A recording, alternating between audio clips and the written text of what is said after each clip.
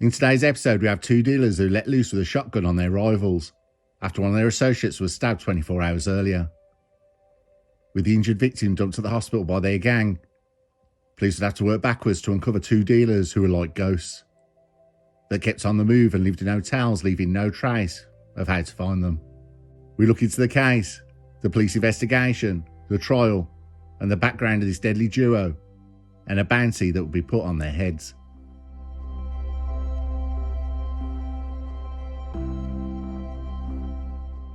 We start at Birmingham City Hospital on the 23rd of October 2023, where a man was dropped off outside the hospital in an Audi with a severe shotgun blast to the leg. The associates who helped him out the car then drove away. Due to the wound being caused by a firearm, the man was questioned by police, but he refused to answer any questions that the police directed at him. With no comment answers, the police ended their questions, but it's not the end of it. The go-ahead was given for a CCTV trawl through Birmingham to locate where the Audi had come from. The number plates were cloned and not from the vehicle. After a painstaking several hours of sifting through ANPR and street CCTV cameras, the Audi had hit a run of ANPR cameras in Smethwick, but then vanished. It then reappeared driving into Cape Hill Retail Park. CCTV footage showed the Audi entering the car park along with a second vehicle. From the other side of the car park, a stolen Ford Cougar pulls up. The Ford Cougar had been travelling around the area with no obvious destination, and it's believed the occupants of the Cougar had been looking for the victim and his associates. The Cougar then pulls into the car park, where the victim and his associates are. A man exits the Cougar with a sawn-off shotgun and fires a weapon, blasting the 20-year-old victim in the leg. The pair then quickly drive off, leaving the injured man on the tarmac with his associates. Police had, through intelligence, the name straight away to the stolen Ford Cougar gunmen.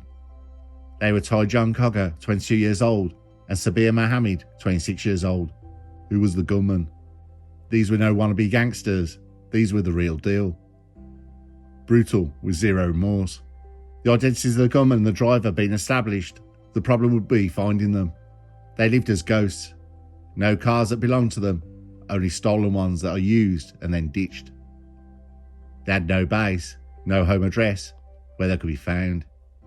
They worked dealing and moving around hotels, constantly on the move. So who are this criminal duo?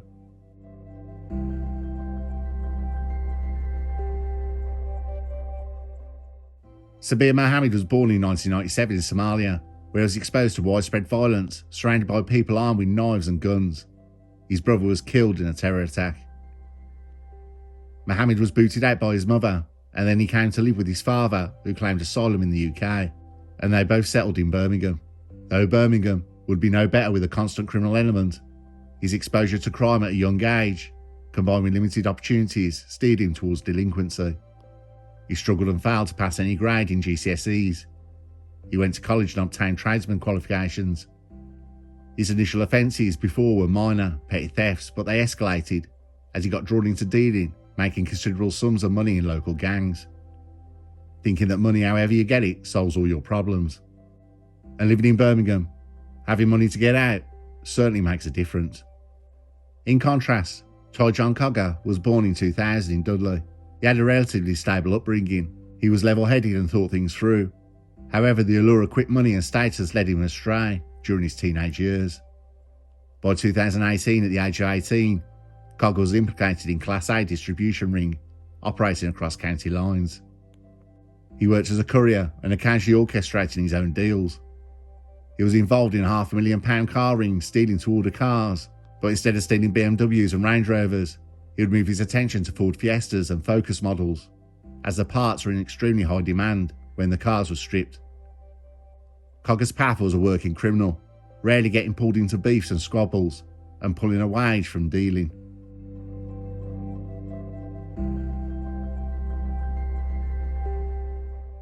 The paths of Mohammed and Cogger would cross in 2019 during a stint in prison. Both were serving sentences for their respective crimes. Mohammed for possession with intent, and Cogger for dealing-related offences. Their shared ambition made them fast friends, and complementary skill sets fostered a trusting partnership. that would prove them formidable criminals upon their release. After their release, the duo expanded their criminal enterprises.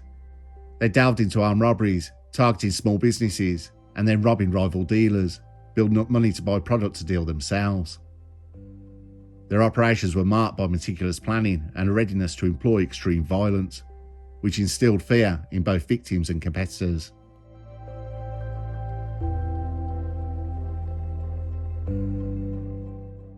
Cogger's friend and associate had been stabbed just before midnight on October the 21st, 2023. But when he was taken to hospital by friends and family, they were attacked outside by another group of men. Armed with bats, they chased the family and friends, forcing the hospital into lockdown. The main instigator attacking the family would be the target, with Mohammed and Cogger putting plans into action for a revenge attack.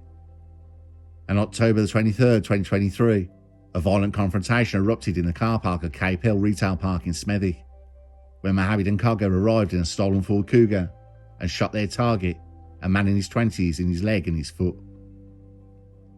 CCTV footage captured Mohammed exiting the Cougar and discharging a sawn-off shotgun twice at the victim.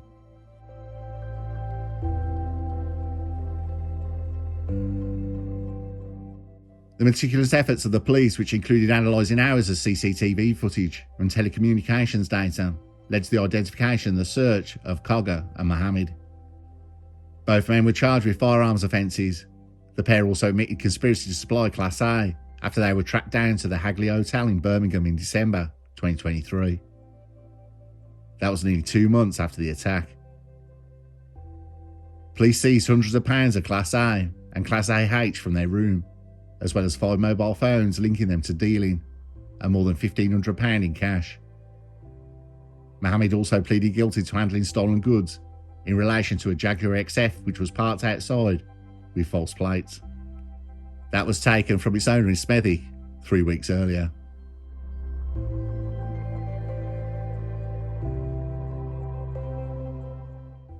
On February the 13th, 2025 at Birmingham Crown Court, the pair were cleared of attempted murder and found guilty of possession of a firearm with the intent to endanger life.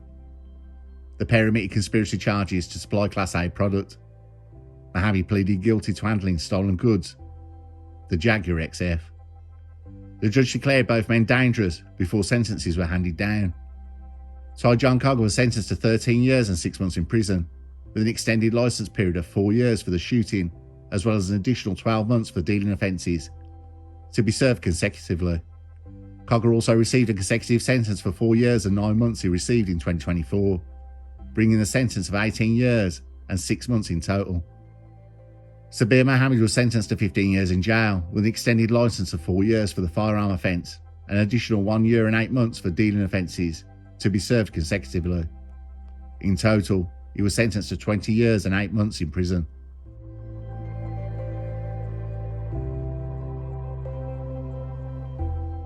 Detective Inspector Francis Knott from the Major Crime Unit said, "Officers worked extremely hard to piece together what had happened and spent hundreds of hours reviewing CCTV footage. It's down to their hard work that we identified Cogger and Mohammed and brought them to justice. These men are dangerous and are now rightfully behind bars, making our streets a safer place. The convictions fall under Operation Target, our region-wide fight against serious and organised crime. Our officers and staff work around the clock to tackle gun crime, dealing and money laundering."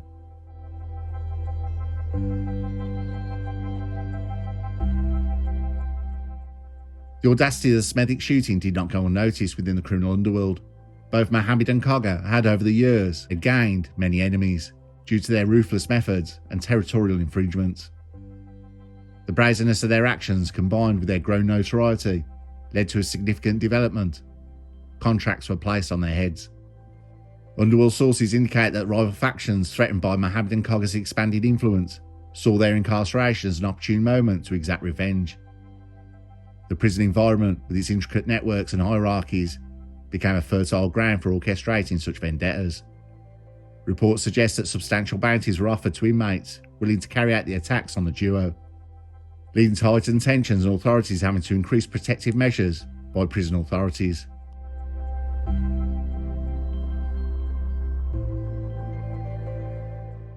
The case of Mohammed and Cogger underscores the challenges faced by communities in addressing the root causes of crime. Their evolution from petty offenders to major criminals highlights the gaps in early intervention, in getting to teens early, before they are caught in the life. The subsequent contracts placed on their lives while incarcerated shed light on the complexities of prison dynamics and the reach of criminal networks that never forget. It's a stark reminder of the nature of crime and retribution. It emphasises the need to deter individuals from reoffending. Additionally, it highlights the importance of addressing dealing gangs that pull the young, that often serve as a breeding ground for criminal activities in the future.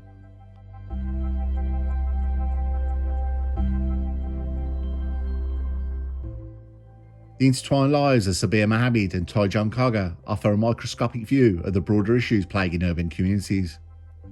Their journey from minor offences to high-profile crimes, and the subsequent underworld retribution they now face. It's the new breed of criminal and the challenges in combating crime.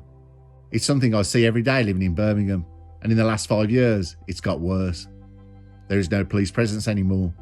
There's no focus of jailing the gangs who destroy communities and cause such misery. Prices of food and rent are through the roof, and legit wages don't or barely cover it. But let's look at it from a dealer's perspective. They're not foaming at the mouth maniacs. They are people who are like you and me.